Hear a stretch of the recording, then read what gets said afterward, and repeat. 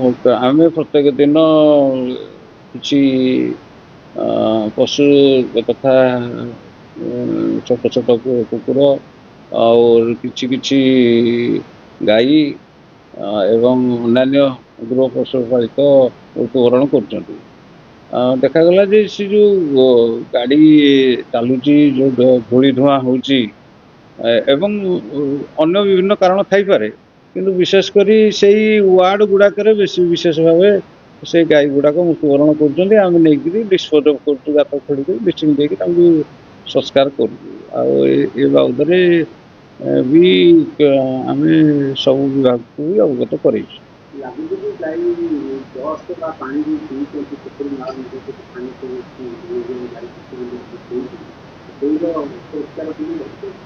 ହେଇଥାଇପାରେ, କିନ୍ତୁ ମୁଁ ତ ବିଶେଷ ଭାବେ କହିପାରିବିନି, କିନ୍ତୁ ଆମକୁ ତାର ବଡ଼ିଟାକୁ ଡିସ୍ପୋଜ କରିବା ଲାଗି ଲୋକମାନେ କାଉନସିଲର ମାନେ ଅଦର ୱାର୍ଡର ଅଭିଭାବକ ମାନେ ଫୋନ୍ ଫାନ୍ କରନ୍ତି, ଆମେ ନେଇକରି